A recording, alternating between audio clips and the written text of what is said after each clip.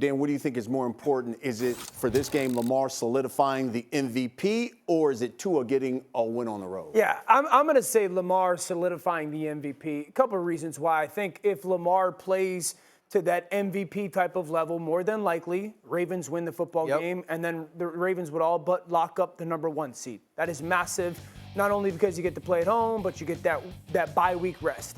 I think also the bigger conversation of there's been so much, I don't want to say negative about Lamar, but there's been constant question marks attached to him. So it was can he play quarterback in the NFL? Then he goes and wins the MVP in 2019, plays at an unbelievable level. Then there's a couple of years where they're not healthy, he still plays at an awesome level, and he doesn't get healthy. Then there's this whole offseason goes, and it's like, well, Lamar's going to be like certainly tagged in a way, and no team makes an offer. Teams go out of their way to make sure we want to go get Lamar Jackson. Yeah. He gets the huge contract. And then now the conversation went to, well, is he worthy of that contract? Can his style win when it matters the most? Can you pay Lamar Jackson at that style and still win football games?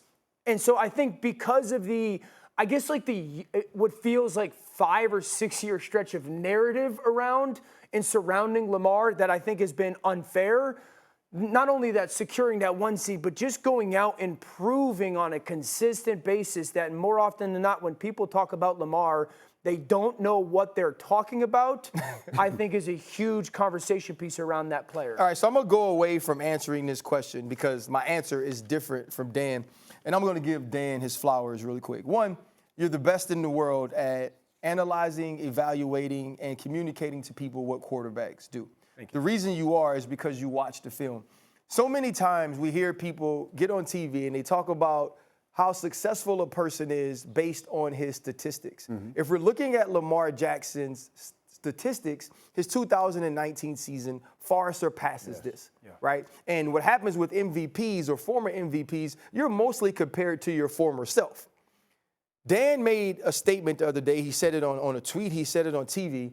That there's 8 plays a game or more that Lamar Jackson makes that no one else can make, and that would have been negatives for his team. Yeah. That's who Lamar Jackson is right now. That's what Lamar Jackson is doing. And in that, I want to point this out.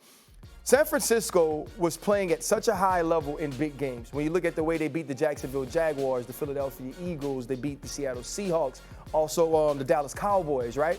Think about what the Baltimore Ravens are doing in big games. Seattle Seahawks blew their doors off. Detroit Lions blew their doors off, right? Then you go to San Francisco and blow their doors off. And now you have an opportunity against the Miami Dolphins. If Lamar Jackson plays this game as we've seen him play down the stretch, it's a wrap. It's over. And now we're getting more and more people that are asking us, asking the viewer, asking the people who understand football to say, stop looking at the numbers when it pertains to Lamar Jackson. Look at what he's asked to do for his team, the way he does it for his team, and how often he's done it for his team. And so when you think about what Lamar Jackson has to do to win the MVP, I think that's be who he's always been for this team. Now you go over to Tua Tagovailoa, and he's sort of in that so many questions mode like Lamar Jackson used to be, right? Now the next question for Lamar is going to be, can you win playoff games and get to a Super Bowl, right? Tua Tagovailoa has shown us this year I can be healthy. He showed us last week in a critical moment, and I love the sound we got to see from that game, the leadership, right, and the belief that Mike McDaniel has in him. Now what can you do against Mike McDonald in this defense, right? When they move you off the spot, when the run game isn't hitting, right? When they make it difficult for you because you're facing an MVP on the other side. To you, Dan, how important is it for Tua Tagovailoa to not only execute in this game, but win? It's a big deal. Like this. And no Jalen Waddle. Yeah, it's a big deal because, one, what we just saw this defense do to San Francisco. I've said that, RC. First of all, I appreciate your words. You know I feel the same. I got nothing but love for you, man. I didn't think anybody was going to do that to San Francisco's offense, what Baltimore did. So if Tua goes out and plays at a level where you're like, wait, he just threw for 280 and 3 touchdowns against that defense, then that becomes like, Tua gets propped up on a little bit of a different conversation, exactly. maybe, and the expectations are maybe a little bit different. I've felt that the number 1 seed is most important to Miami because they get to play at home, they get to operate at home. I think when their offense bogs down a little bit, it's per their operation and the communication. But it's a big deal. We've seen Tua play good in big games this year. We haven't seen in the big games, at least to my recollection, like Tua have the moment. You know, for the MVP this year, it's all about moments for me. We watched Lamar's last week. Tua had a little bit one on that game-winning drive last against week, Dallas. but not where you're like, you know, I would say this, like Dak had a little bit of a bigger moment. Yes, yeah. That drive to put him on top, you're Yeah. like, oh my gosh, that was Right. sick by Dak. So I think it's a big deal, but I just think like the conversation around Lamar has been so like toxic, I feel. I was on this show the second or third week of the season. It was, are they getting their money's worth? You know, like God bless. yeah. You know, it's to RC's point, like that San Francisco game, to put more context on that, there were 8 plays in that game where I counted where if any other quarterback was playing the position, it would be like losses. And he turned them into like positive gains. Those 8 plays accounted for 142 yards of difference. Yep. That's ridiculous. And like and real quick, the other thing about that is that game didn't start great for Lamar and the offense. No. Right, he was erring on some Safety. throws. Right, you missed some things. And so, but the one thing I want to point out about Tua, if you go Kansas City, Philly, Buffalo, and Dallas, he hasn't had those moments where we said, okay, it's Tua Tagovailoa, and that's the reason things are moving offensively. Yeah. I think if he doesn't have those against Baltimore, they can't win. Interesting. Miami. I totally agree. I Interesting totally thing. agree. Keep in mind, the Dolphins have beaten the Ravens 2021 last season as well. So let's see. All 4 times? They swept them 2 years in a row? No, playing once. Yeah, playing once. 2021 they beat them. 2022 Last they year beat was them the as year well. when last year he threw for like 6 touchdowns or something. Yes. 4. I have believed for last 2 or 3 weeks that Lamar was the leader. I don't think that the MVP this year has to be a numbers thing. It's not who's playing the best. You have to watch every single game and say, like, what would the team be without this guy? Now, in relation to Josh Allen, again, I think the MVP is going to be moments, like a Heisman situation this year. I do think it's going to be very hard. If Josh plays the next 2 weeks in the way that he has for the majority of the season, he's going to account for 5,000 yards and 45 touchdowns.